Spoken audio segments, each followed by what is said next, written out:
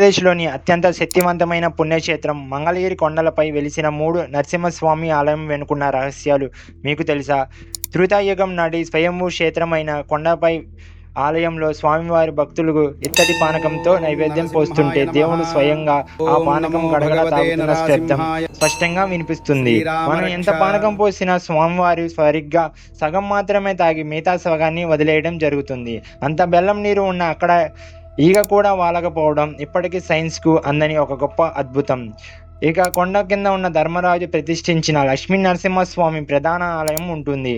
ఇక్కడ 11 అంతస్తుల 153 అడుగుల ఎత్తైన గాలిగోపురం రాజా వాసిరెడ్డి వెంకటాద్రి నాయుడు గారు ఎలాంటి బలమైన పునాది లేకుండా కేవలం శాస్త్రీయ సాంకేతికతో భూకంపాలపై సైతం తట్టుకునేలా నిర్మించారు.